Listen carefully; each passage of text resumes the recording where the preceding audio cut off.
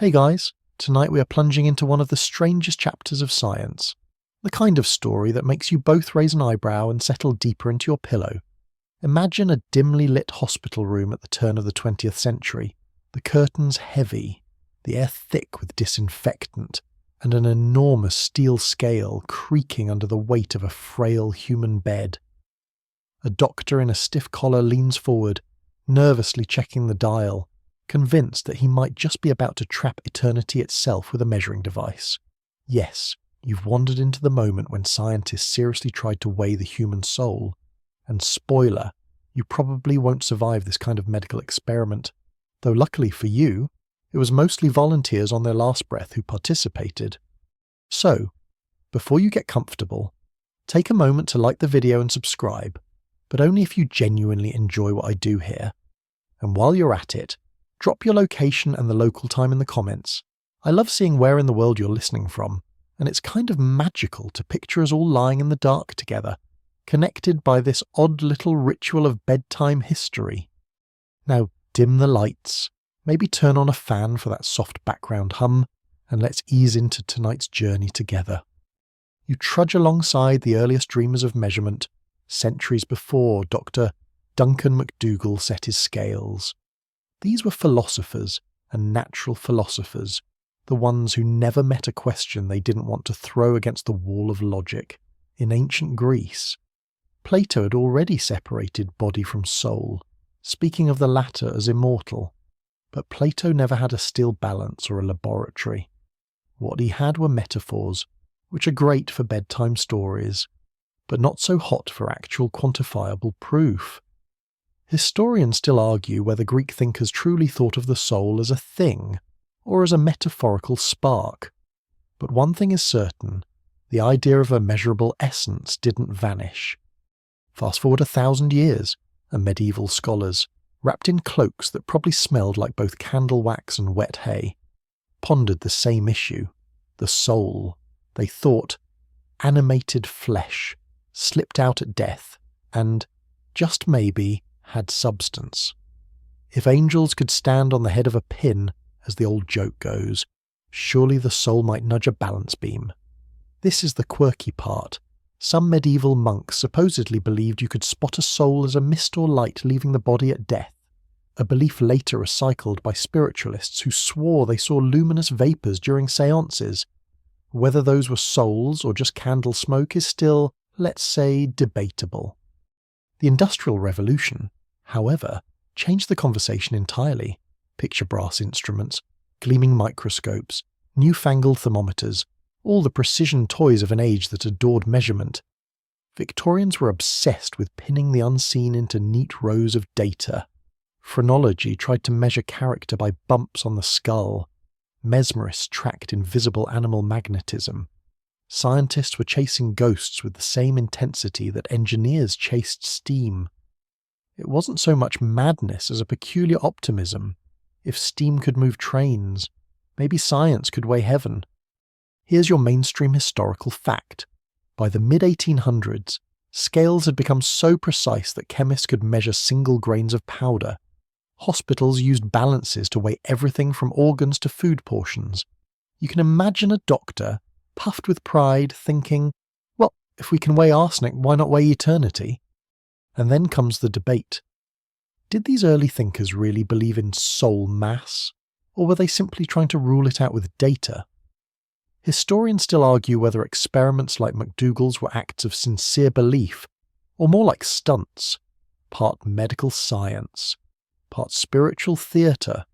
After all, you don't wheel a dying patient onto a custom-built bed scale unless you think you might be remembered for it. As you lie back now, picture yourself standing in that dim ward, the silence thick except for the wheeze of a patient's last breaths. The doctor holds a notebook in one hand, eyes flicking between life and the trembling pointer on his instrument. It is, in some way, the perfect Victorian moment, half science, half séance, the promise of numbers colliding with the hunger for mystery. And because no story is complete without a slightly absurd footnote, let's not forget that some fringe experimenters claimed even earlier to have seen soul mists by candlelight. convincing themselves they'd solved the riddle. One even declared the soul weighed less than a butterfly wing. Convenient, because that can't really be disproven with household scales. But the serious effort, the one you'll hear whispered in popular culture forever as the 21 grams experiment, was still on the horizon. For now, the stage was set, scales polished, theories buzzing, and a world willing to believe that maybe, just maybe, you could trap eternity on a balance before it fluttered away. You shuffle forward in time to a world obsessed with precision, where polished brass, gleaming steel, and glass cylinders line the shelves of laboratories. It's the late Victorian age, and the air itself smells of oil lamps and ink, of progress and ambition. Everywhere you look, scientists are building machines designed to tame the unseen, microscopes to reveal tiny life forms, thermometers to capture invisible heat, and balances so delicate they can detect the weight of dust.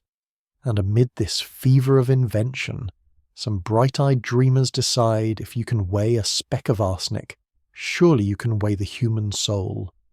Victorians loved their instruments with a kind of religious devotion. Imagine a professor in a long coat stroking the polished brass of a scale, as though it were a pet cat. Don't worry, this one doesn't scratch. Hospitals kept detailed ledgers of patient weight fluctuations, often down to a fraction of an ounce. The idea that numbers don't lie became a mantra, and if something couldn't be measured, well, maybe it didn't exist. Yet, as always, there were the rebels, the mystics, the spiritualists, the quiet whisperers in darkened parlours, insisting that the most important truths were invisible. Here's your mainstream historical fact. By the 19th century, scientists were obsessed with standardization. The metric system was gaining ground. Precision instruments were being mass-produced, and laboratories across Europe competed to demonstrate their accuracy. France had literally created the official kilogram, locked in a vault under glass, as a reference for all weight measurements. Against this backdrop, it makes sense that someone might dream of capturing the soul as another unit to be standardized, something to record neatly beside grams and meters. A quirky tidbit. Victorian inventors built some truly bizarre contraptions to measure the immaterial. There were galvanometers meant to detect nervous energy, spirit cameras that supposedly captured ghosts, and even devices that tried to record the weight of thought. One eccentric German scientist swore he could weigh animal magnetism by watching how a frog's leg twitched under current. You can almost imagine him filing his results under pending soul activity. And here's the tension. Historians still argue whether these experiments were driven by genuine curiosity or by the public appetite for spectacle. After all, London was filled with lecture halls where curious crowds paid pennies to see demonstrations of electricity, chemistry, and sometimes a well-staged séance. Was it science or theatre with better props? The line blurred, especially when respectable scientists dabbled in spirit photographs or joined ghost clubs. Yes, the ghost club was real. Founded in London in 1862, boasting members like Charles Dickens.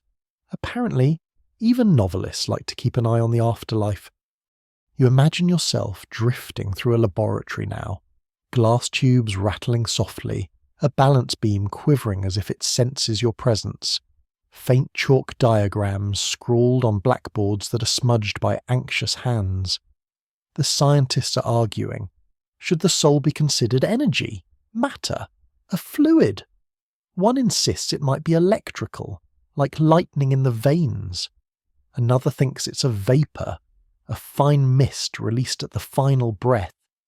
And someone in the corner mutters that maybe it's weightless and they're all wasting their time. That guy doesn't get invited to many dinner parties. What gives this scene its drama is that the Victorians weren't satisfied with simply believing in souls. They wanted evidence. They wanted a scale that could twitch, a needle that could move, something to point to and say, there it goes, slipping away. And so, the stage was prepared for a New England doctor named Duncan McDougall, who would take this obsession with measurement to its strangest and possibly most uncomfortable conclusion. For now, though, you rest in the hum of this era, an age that believed numbers could tame mystery. Picture a set of velvet curtains drawn tight against the night, a flickering gas lamp illuminating brass instruments, and men in waistcoats leaning so close to their scales that their breath might disturb the results. They thought they were on the edge of a grand discovery, as if eternity itself might tip the balance by just a fraction of an ounce. You lean in closer now, the shadows thickening as we step into the chilly wards of Massachusetts in the early 1900s. Here, at the State Hospital in Haverhill, a physician named Duncan McDougall is pacing with an intensity that probably made his patients a little nervous. He has an idea so strange that even his medical colleagues raise their eyebrows, though perhaps not enough to stop him. He is convinced that when a person dies, something leaves the body, not just in a poetic sense, but in a measurable, physical way. And so, he sets out to prove it with scales and science, or, at least, with the Victorian version of science, which sometimes looked a lot like curiosity gone rogue. Picture the contraption. McDougall built an oversized balance scale, the kind of thing you might expect to see in a butcher shop, but rigged to hold an entire hospital bed. The bed itself was mounted carefully so that even the faintest shift in weight could be detected. Every creak of the mattress, every exhale of breath, every flutter of a pulse, it all registered as a twitch of the dial. You might call it the world's most unsettling deathbed. Here's your mainstream historical fact. McDougall performed his first experiment in 1901 and published his findings in 1907 in the journal American Medicine. He reported that in the moments immediately after death, the patient's body weight dropped suddenly by about 21 grams. This tiny number, smaller than a spoonful of sugar, became the legend we still whisper today. Now for the quirky tidbit, McDougall wasn't exactly a one-trick soul-weigher. He also tried photographing dying patients, hoping to catch some visible vapour or glow leaving the body. He swore he saw faint soul shadows in his plates, though modern historians suspect those were just the photographic equivalent of smudges on your phone camera. To his credit, he didn't claim the images proved anything. He simply couldn't resist tinkering. Historians still argue whether McDougall believed his own data. Some suggest he was a sincere physician, driven by genuine curiosity about life after death. Others think he was playing into a cultural obsession, courting sensational headlines that would immortalize his name. After all, newspapers at the time loved stories that dance between science and the supernatural. And when you claim to have weighed the soul, that's front-page gold. Imagine yourself in that room with him. The patient's breathing slows, the air heavy with disinfectant and anticipation. Nurses hover, torn between duty and discomfort. McDougall grips his notebook, eyes fixed on the trembling scale. The final breath escapes, silence settles, and then the needle dips, not dramatically, not with a clang, but just enough to make him scribble furiously. You lean closer, almost holding your own breath, waiting for the explanation that never quite arrives. It's easy to joke now, of course. Maybe the weight was just air leaving the lungs, or sweat evaporating, or a very sneaky ghost with a taste for mischief. But at the time, the reading electrified imaginations.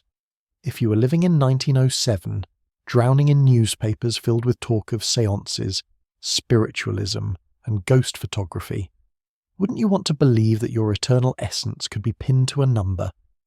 And here's the odd irony. McDougall only ever had 6 patients. 6 souls measured in total.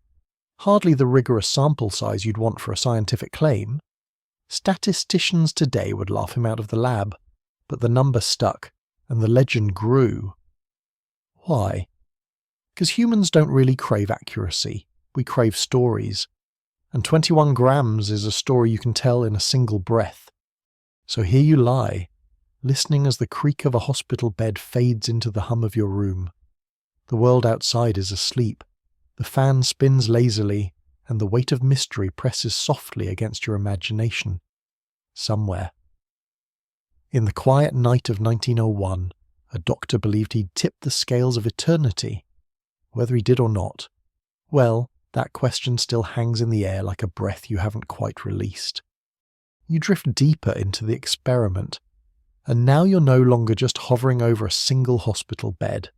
You find yourself walking through a ward where 6 different patients lie in 6 different beds, each one part of Duncan McDougall's unsettling quest. He didn't just try his theory once, he repeated it across a handful of cases, each with its own story, its own final breath, and its own strange flicker on the scale. The first patient is skeletal, ravaged by tuberculosis, his breath shallow and rattling. Nurses whisper nearby, trying to act professional while secretly wondering if their boss has lost his mind. The bed is balanced carefully on McDougall's giant contraption, the dial quivering with every exhale. When the last breath finally shudders out, McDougall swears the scale dips, just a fraction of an ounce, but enough for him to jot down the magic number. 21 grams. The soul, he claims, has fled. The second case is similar but less clear. The patient passes, but this time the dial doesn't behave so neatly. It jitters up and down, as though mocking McDougall's hopes. He blames it on interference, a polite way of saying his instrument might not have been as reliable as he wanted. Yet he still records it. After all, even noisy data is better than none when you're chasing the afterlife. By the third patient, McDougall has convinced himself. He stands straighter, notebook ready, his assistants gathered like apprentices at a magic show. Again, the weight drops suddenly at death. And again, he writes furiously, convinced he is watching the soul take flight. Here's your mainstream historical fact. McDougall's published paper described all 6 cases, but only one showed the clean 21-gram drop. 2 others showed smaller, inconsistent losses. One had no measurable change at all, and 2 were inconclusive, with the patient thrashing so much in their final moments that the scale's results became unreadable. In other words, the evidence was shaky at best. But McDougall presented it with the confidence of a man who had seen the truth. The quirky tidbit: at least one of his subjects was reportedly moved onto the deathbed scale without being told why. Imagine being gravely ill, weak, and suddenly relocated to a contraption that looks like a torture device from a Victorian novel. Not exactly the peaceful hospice experience anyone would hope for. If ghosts linger out of annoyance, you can bet these patients had a bone to pick. Historians still argue whether McDougall truly believed he'd proven his case, or whether he exaggerated the results to make a splash. The debate grows sharper because, after those 6 patients, he never really replicated the work on a larger scale. He had his numbers, he had his legend, and maybe that was enough. Some skeptics suggest he realized the flaws in his methods and quietly let the whole thing fade. Others argue he clung to the idea until his death, convinced that the scales had whispered eternity's secret in his ear. You wander from bed to bed now, hearing the soft rustle of sheets, the distant ticking of a clock, and the quiet scribble of McDougall's pen. Each patient, each story, is a thread in the strange tapestry of this experiment. And yet, if you look closely, the tapestry is full of holes. The scales creaked. The measurements weren't consistent. The methods were questionable. But the idea that you could assign a number to the soul was too delicious for the world to resist. So here you rest, half amused, half unsettled. The image of 6 patients fading one by one under the eyes of a man determined to weigh eternity leaves a strange aftertaste, like a dream you can't quite shake. And as you imagine those quivering dials and scribbled notebooks, you realize the story has only just begun. The dim hospital ward fades from view, and now you're floating into the echo that would outlive McDougall himself, the birth of the 21 grams myth. Imagine newspapers in 1907, thick, inky, and smelling faintly of damp wood pulp, carrying headlines about a doctor who claimed to have weighed the human soul. Readers leaned over breakfast table, near half horrified, half fascinated, crumbs of toast falling on the page. Was it true? Did your immortal essence really weigh less than a handful of coins? MacDougall's experiment might have been flawed, but myths don't thrive on rigour, they thrive on story. The number 21 had a certain poetry. It was small enough to be mysterious, specific enough to sound scientific, and vague enough to let imaginations run wild. If he'd claimed it was 18.4 grams, people might have raised their eyebrows. But 21, that was neat, memorable, and ready to be carved into folklore. Here's your mainstream historical fact. Within weeks of MacDougall's paper, major American newspapers like the New York Times and the Boston Post ran stories about the weighing of the soul. These articles spread the tale far beyond scientific journals, seeding it in the popular imagination where it has never really died. The quirky tidbit? One newspaper cheekily added that if souls weighed 21 grams, then heaven must be one crowded place, sagging under the weight of billions of ounces. Another writer suggested the number was suspiciously close to the weight of a stack of nickels. Yes, leave it to a humour columnist to reduce eternity to pocket change. Historians still argue whether MacDougall himself believed in the legend he accidentally created, or whether the media exaggerated his cautious notes into something grander. His original paper was full of hesitations, phrases like perhaps and suggests, but newspapers don't sell copies with maybe. They sell them with bold headlines, certainty, and a dash of spectacle. From there, the number took on a life of its own. Spiritualists latched onto it as proof their séances were real. Clergymen, oddly enough, debated it in sermons, some chuckling at the absurdity while others wondered if science had just confirmed scripture. And ordinary people whispered about it the way you might whisper a campfire ghost story. Did you know your soul weighs 21 grams? You picture yourself drifting through the decades that followed. The legend pops up in pulp magazines, then in hushed dinner conversations, then in movies and songs.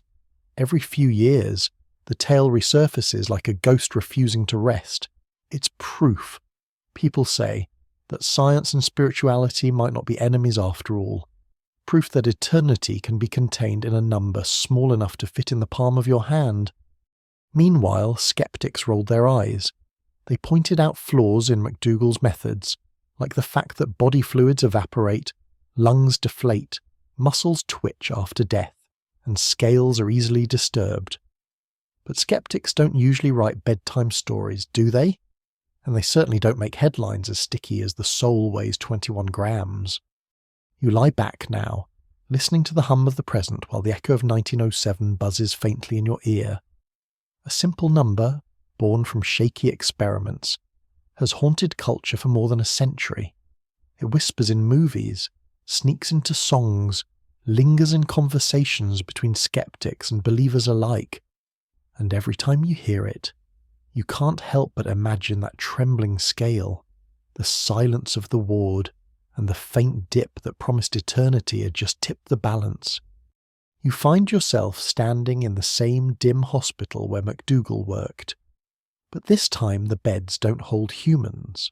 They hold dogs, panting, anxious, their paws shifting against the thin sheets. Because yes, MacDougall didn't stop at weighing human souls. He had another question, one that might make you wince a little. If humans have a measurable soul, what about animals?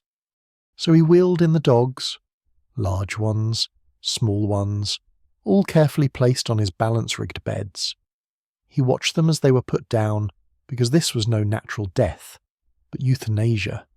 He measured, he waited, he scribbled notes, and when the final breath slipped away, he claimed the scales did not dip.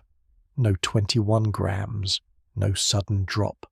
To MacDougall, this was proof that dogs had no immortal essence. Here's your mainstream historical fact. In his 1907 publication, MacDougall openly described euthanizing 15 dogs for the experiment. He reported that none of them lost measurable weight at the moment of death. To him, that absence was as meaningful as the human readings. If humans lost 21 grams, but dogs lost nothing, then perhaps only humans carried souls. The quirky tidbit. Animal lovers at the time were furious. Even newspapers that had indulged his soul-weighing story suddenly turned sharp, condemning the cruelty.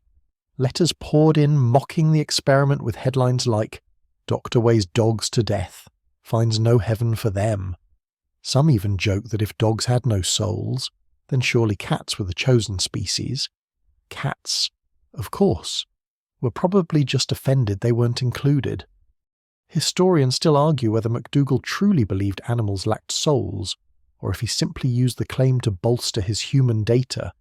After all, the idea that only people have an eternal spark was already convenient for the religious climate of the time, but science, or pseudoscience, wrapped around belief tends to tell you what you want to hear, and MacDougall's claim that dogs had no souls fit neatly into a worldview where humans were exceptional, set apart. You hover in that room now, hearing the faint whimper of dogs long gone, feeling the awkward silence of assistants who probably hated this part of the experiment. Was MacDougall a man obsessed with truth, or just another Victorian doctor blinded by a theory he wanted to prove?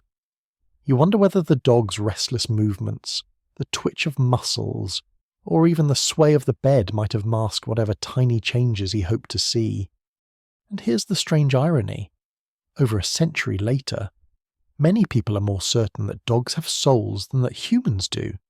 The bond between humans and their pets, the grief when they pass, the feeling that their presence lingers, all of it seems to defy the cold declaration of a doctor scribbling in 1907. Which is why MacDougall's canine experiments rarely make the headlines. The world prefers the poetry of 21 grams to the cruelty of no dog souls. So you drift on, past the uneasy image of dogs weighed and discarded, toward the broader carnival of weird experiments that surrounded MacDougall. He was not alone. Across Europe and America, other scientists and eccentrics were chasing the same question, with methods that were equally strange, equally unsettling, and occasionally even funnier than they meant to be.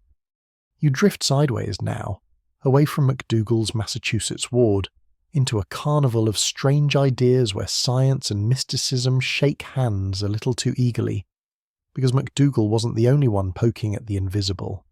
His weighing beds may have been odd, but compared to some of his contemporaries, they almost look sensible. Picture a dim Victorian parlour thick with incense, the curtains pulled tight, a group of guests holding hands around a table. At the head of the séance sits a medium with rolled-back eyes, speaking in a voice not quite their own. But here's the twist. Off to the side, a scientist crouches with a notebook, stopwatch, and sometimes even a camera, hoping to trap a ghost on film. They believe the soul could be not only weighed, but photographed, recorded, or electrified into visibility. Here's your mainstream historical fact. In the late 19th and early 20th centuries, spirit photography became wildly popular. Photographers like William Mumler produced images showing faint, ghostly figures hovering behind sitters. Some people swore these were the souls of the departed captured on glass plates. Skeptics, of course, pointed out that double exposures and clever manipulation were much more likely explanations. The quirky tidbit? One French scientist tried to use early X-ray technology to capture the departure of the soul. He aimed the machine at a dying patient, convinced a shadowy outline would appear on the plate the moment the soul slipped free. Instead, he produced what looked suspiciously like a blurry ribcage, and his colleagues joked that he had discovered not heaven, but indigestion. Historians still argue whether these side quests in soul science were genuine experiments or just stunts for attention. Some researchers, like Sir William Crookes, were respected scientists dabbling earnestly in spiritualism. Others were outright frauds, planting gauzy fabrics or trick lights to fool audiences. The line between sincere belief and performance was paper thin, and sometimes even the scientists didn't know which side they were standing on.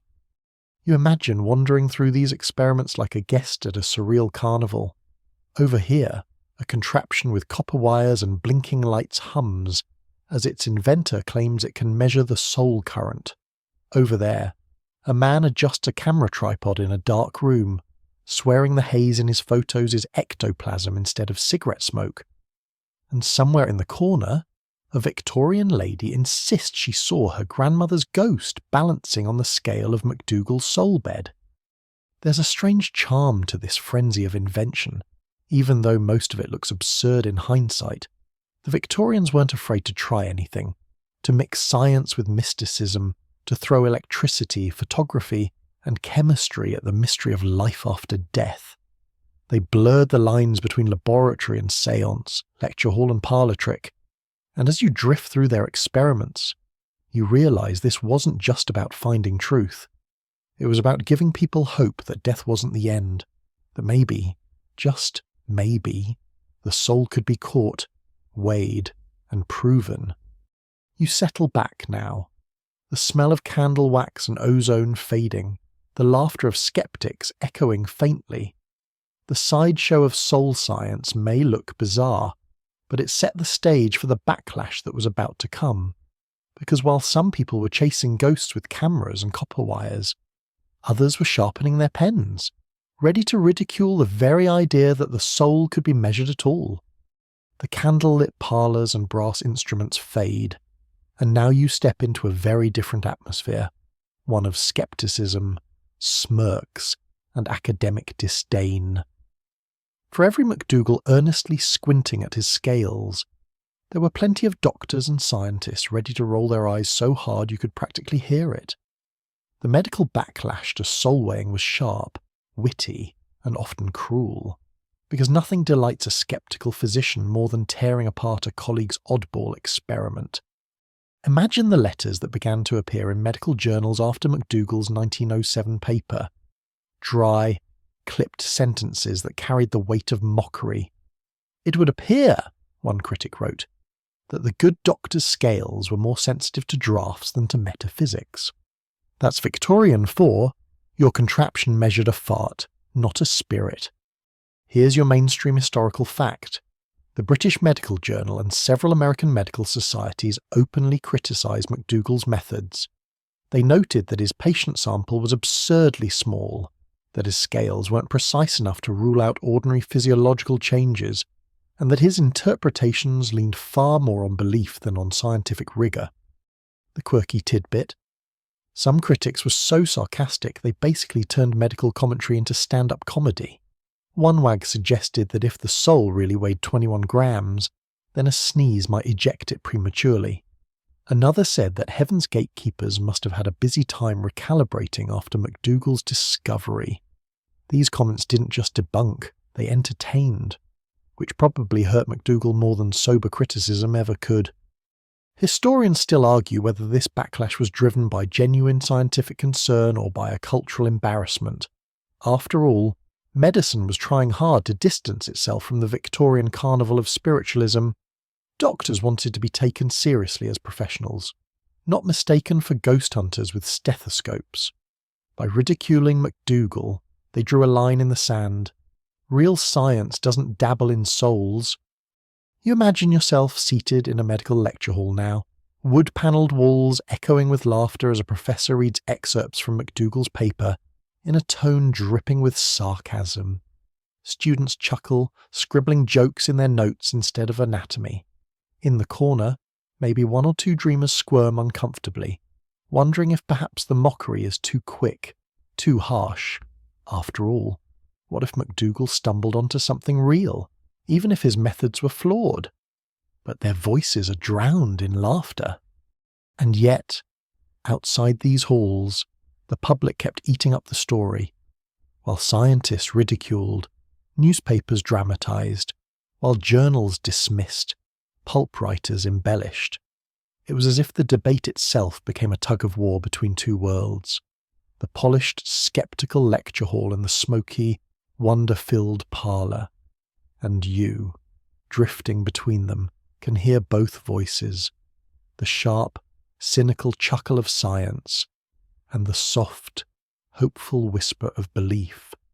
You lie back now, feeling that tug even in your own thoughts. Do you side with the mockers, who insist the whole thing was sloppy science, nothing more than wishful thinking on a creaky scale? Or do you let yourself linger with the dreamers, who secretly hope a sliver of eternity might really weigh something you could jot down in a notebook? Either way, the backlash didn't kill the legend, it only sharpened it.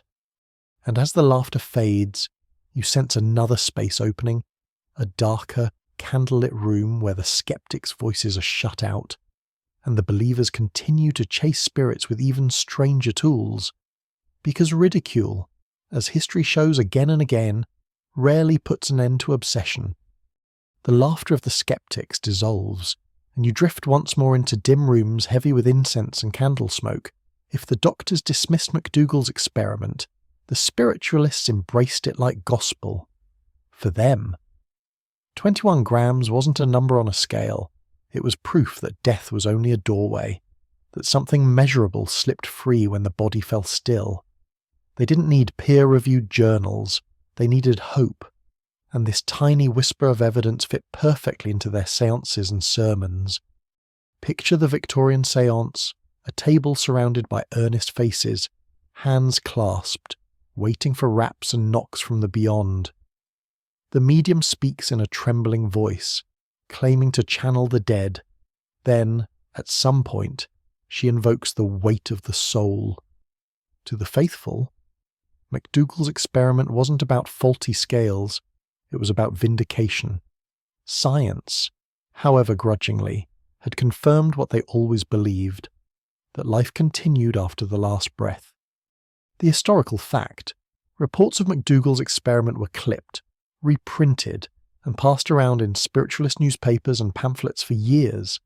His findings weren't buried, they were canonized, in parlours across Boston, London, and even as far away as Cairo and Bombay. Mediums used 21 grams as shorthand for the symbol itself. It became a kind of mystical math. The human spirit has mass, and death is simply the moment it floats free. Here's the quirky tidbit. Some séances went so far as to stage little demonstrations inspired by the experiment. Mediums would place small weights on the table, then knock them away dramatically, declaring, "There, the soul has risen." It was theatre, of course, but audiences gasped as though they glimpsed eternity. You can imagine yourself seated at one of those tables, the flicker of lamplight illuminating faces rapt with belief. Outside, skeptics may scoff, but in here, there's no laughter, only a reverent hush. Each whisper, each creak of the wood floor, carries more weight than the scale McDougall ever built. For these believers, the number is not data, it is faith crystallized into something you can hold. Historians note that this was part of a larger cultural trend. Science was no longer the enemy of spirituality but could be twisted into its ally.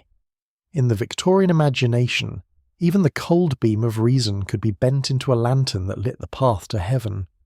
And if that lantern flickered, well, flickering only made it seem more mysterious. You rest in that space now, the candlelight soft against your closed eyes. There's a quiet comfort in knowing that, for some, McDougall's experiment didn't spark ridicule but wonder, that even in the age of iron railways and factory smoke, people still longed for proof that something of us lingers, fragile but real, beyond the grave. And so the story continued, not just in laboratories or lecture halls, but in the hush of parlours, in whispered prayers, and in the little rituals that turned science into myth. But while spiritualists clung to the 21 grams as proof, the medical world shifted its gaze to something stranger still. Dogs. Yes, McDougall, restless and unfulfilled, decided that if human death was too unpredictable, perhaps animals could provide clarity. He turned his scale toward man's best friend. The historical fact, McDougall attempted similar experiments on dogs, hoping to catch the moment when their souls, or whatever life force they held, slipped away. Yet he claimed, with a certainty that reveals more of his beliefs than his data, that dogs showed no measurable weight loss at death. His explanation was blunt. Dogs, he concluded, simply had no souls. This declaration sparked outrage among animal lovers, and still does today. The notion that faithful creatures who shared human lives were soulless cut against both sentiment and centuries of lore. But for MacDougall, the absence of evidence was itself evidence, proof that humans were special, set apart by their mysterious 21 grams. Here's the quirky tidbit. Newspapers reported these dog experiments with both morbid curiosity and uneasy laughter. Some joke that cats, sly as ever, refused to volunteer, leaving only dogs to face the scale. Others wondered if MacDougall simply hadn't waited long enough, that perhaps the canine soul was subtler, slower to leave. Imagine the scene, a silent laboratory, the whimper of an animal subsiding into stillness, the doctor leaning forward to watch the scale, a flicker of candlelight, the smell of disinfectant and fur, then the disappointment of nothing. The needle did not dance, the numbers did not change, and the soul, if it existed, left no trace. Victorian science often revelled in its cruelty, disguising it as rigour. In the same era, frogs were electrocuted to twitch their limbs, pigeons were spun dizzy in centrifuges, and dogs were dissected alive in lecture halls. MacDougall's canine trials fit squarely into that dark tradition. The pursuit of the knowledge through sacrifice, where the question mattered more than the comfort of the subject. And yet, the failure of his dog experiments reveals something telling. If humans alone shed 21 grams, then perhaps that was his point all along, to underline human uniqueness, to carve out a scientific boundary between us and the rest of nature. In an age where Darwin had unsettled humanity's place in the cosmos, MacDougall's scales offered a kind of reassurance. We were still different, still chosen, still weighed down with something eternal. Now, as you lie here listening, the dogs of that experiment are long gone, but the questions linger. Did their silence disprove the soul, or did it merely prove that MacDougall's scale was too crude, his conclusions too quick?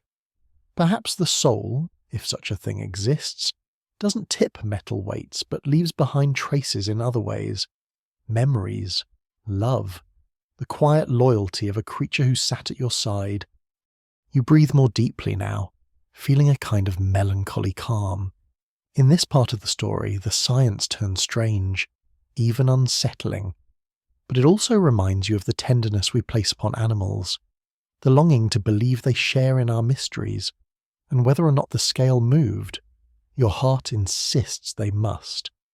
The newspapers were not done with MacDougall. The tale of the 21 grams spread like wildfire across America and Europe, feeding an appetite for the uncanny.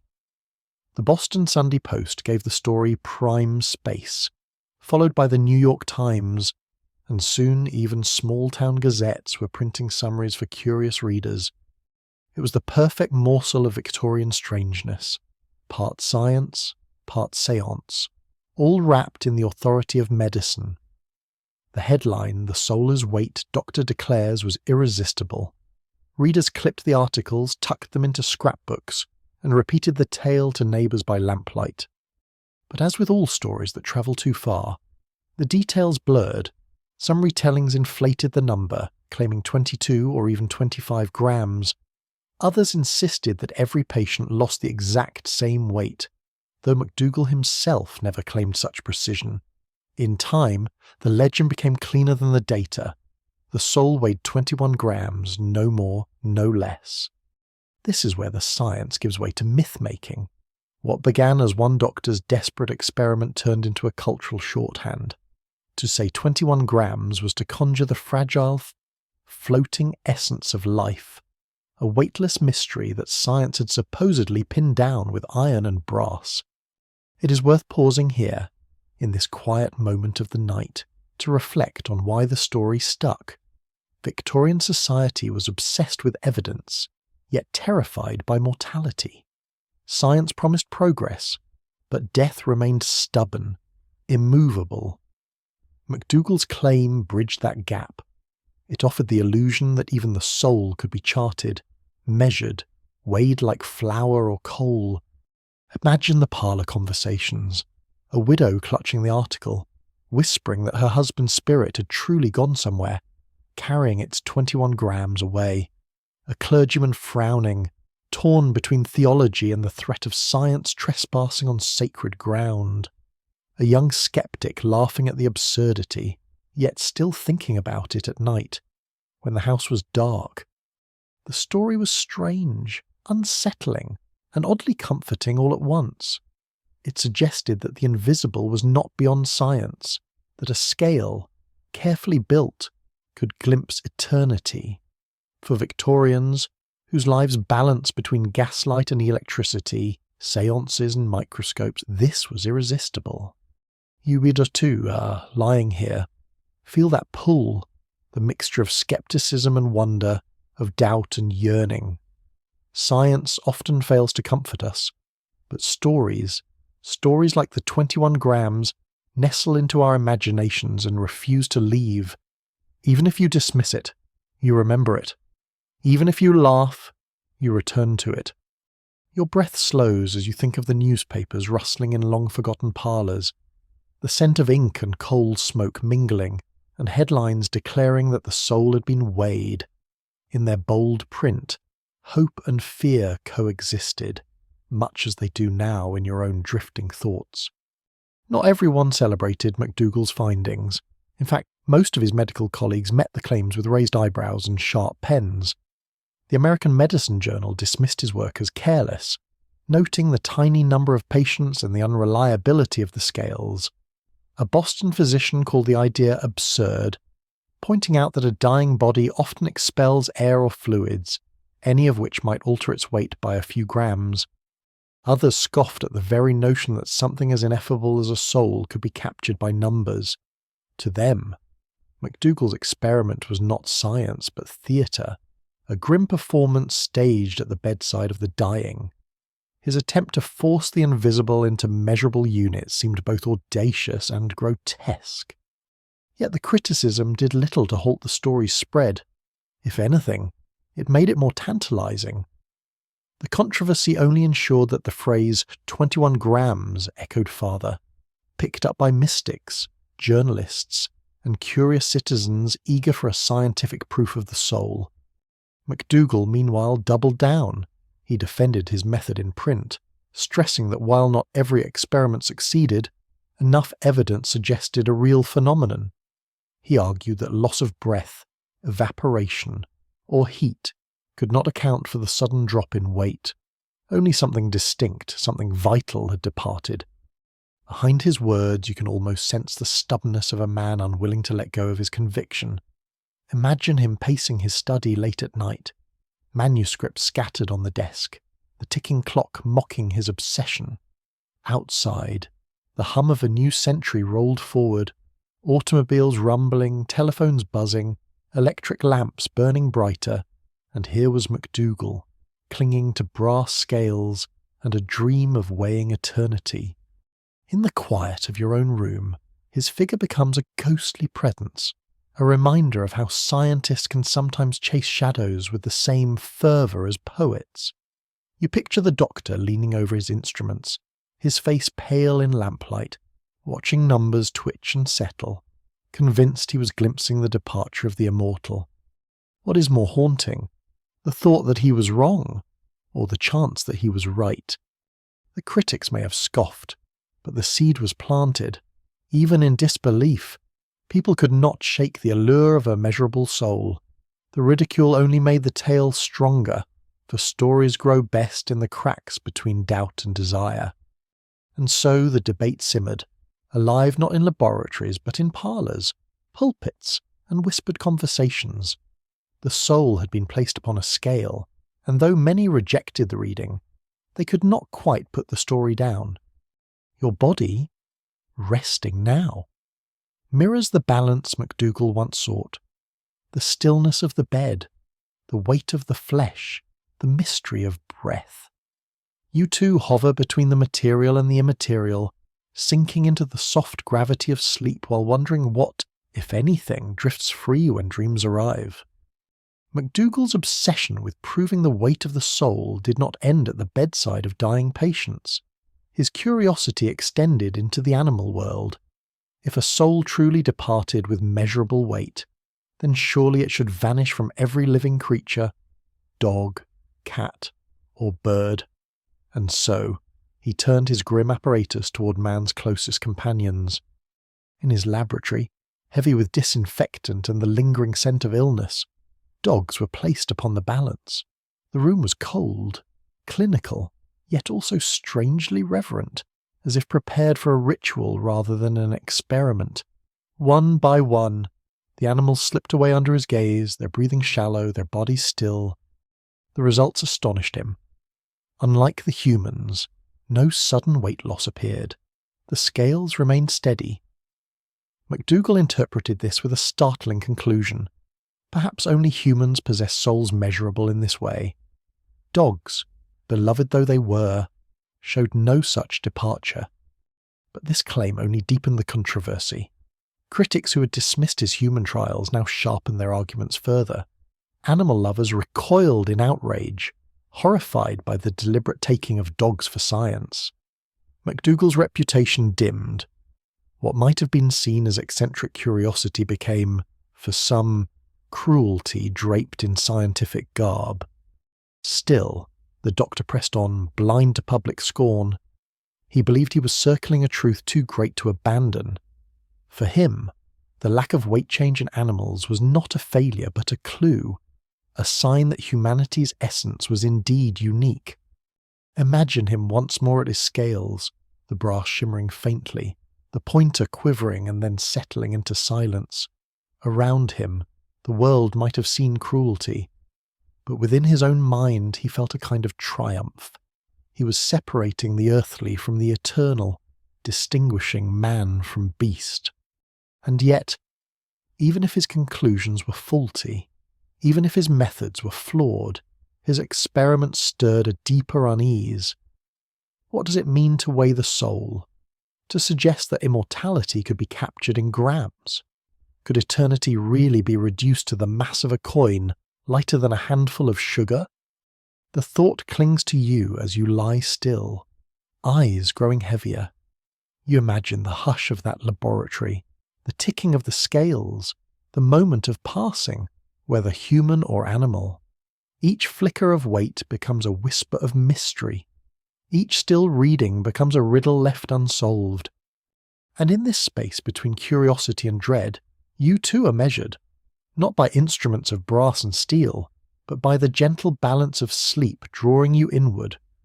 As MacDougall's findings circulated, they sparked fascination and mockery in equal measure. Newspapers seized upon the sensational headline, "The soul has weight." Readers devoured the story, some with awe, others with scorn. Clergymen pondered what it meant for theology. Skeptics scoffed at the lack of rigour, and ordinary people whispered about it in parlours by lamplight. His claim, 21 grams, took on a life of its own. The number became a symbol, easy to repeat, easy to imagine. In the mind's eye, one could hold it. A small coin, a sugar cube, a spoonful of salt. To think that the entire mystery of consciousness, of love, of memory and longing, might weigh no more than that. It was as thrilling as it was absurd. MacDougall tried to defend himself, and he published in medical journals, insisting his methods were sound. Yet peers dismissed him. The sample was too small, the scales too crude, the measurements too erratic. Some pointed out that body heat, moisture loss, or even the shifting of air could explain the weight change. The experiment was, by scientific standards, a failure. And yet the idea clung to the imagination like a dream too vivid to dismiss. Even as his reputation withered, his number endured. Long after the doctor himself faded into obscurity, the legend of 21 grams continued to haunt the margins of science and faith. You picture the Victorian parlours where these debates unfolded, mahogany furniture, velvet drapes, brass lamps glowing with gaslight, learned men and women sitting upright, their voices hushed yet sharp, weighing the evidence as though eternity could be settled in an evening's discussion. Outside, the horse-drawn carriages rattled along cobblestone streets, oblivious to the invisible dramas being measured in laboratories and imagined in hearts. It is in these moments, between candlelight and speculation, between the weight of science and the drift of wonder, that the strange beauty of Victorian inquiry shines through. They were not afraid to measure the immeasurable, even if the attempt was flawed. For them, no mystery was too sacred to touch, and no truth too great to test. Now, as you drift with these thoughts, you too become part of this long tradition of wonder. Your own breath slows, lighter than the smallest gram. Your body grows still against the mattress, and you imagine yourself resting upon McDougall's scales, not in fear, but in curiosity. What would they record, if they could? A flicker, a shift, or nothing at all? Would the number matter, or would the mystery remain? The question lingers softly, like the last light of a candle burning down to its wick, and with it, your thoughts grow quiet. The story of the 21 grams teaches you something beyond the experiment itself. Science, after all, is not only a ledger of precise facts, it is also a mirror of human longing. Every age carries its own obsessions, its own dreams disguised as research. For the Victorians, that dream was the soul, an essence they believed must be real, tangible, and perhaps even measurable. You see McDougall's shadow now as only one among many. He was not alone in straining toward the unseen. Across Europe and America, others were building spirit photographs, devising séances with elaborate contraptions, and wiring electrical devices to corpses in search of sparks that might prove survival beyond death. Their machines failed, their numbers faltered, their claims were mocked. Yet what they sought was not foolishness. It was comfort. A comfort against the vast uncertainty that hovered at the edge of every human life. And so, when you hear the phrase, "the soul weighs 21 grams," you are not really hearing a measurement. You're hearing a yearning, pressed into numbers because numbers feel safer than silence. The Victorians, in their candlelit studies, hoped that by turning mystery into math, they could soften the ache of mortality. Perhaps you feel that same ache tonight. Perhaps your own mind circles the same questions in quiet hours. What lingers when breath is gone? What remains when the body rests? There are no scales here to answer you. Only the soft rhythm of your lungs, the steady beat of your heart, and the comfort of knowing that for as long as humans have walked the earth, they have shared this same wonder. As the last echoes of this tale drift into stillness, you may let go of the numbers, let go of the experiments, let go of the questions. What matters is not what weighs or what fades. What matters is this moment of rest, this pause, this deep and peaceful surrender. Close your eyes now, if you have not already. Imagine the gaslights dimming in those Victorian parlours, curtains drawn, the city beyond settling into quiet. The carriages have stopped, the streets have stilled, and even the restless questions of the day fall silent. You are safe here, in the soft darkness. Let your breath carry you downward, deeper and deeper, until you are lighter than 21 grams, lighter than thought itself. The world recedes, leaving only calm, only warmth, only peace. Good night, dear listener. May your dreams be gentle, and may you wake with a spirit unburdened. Sleep well.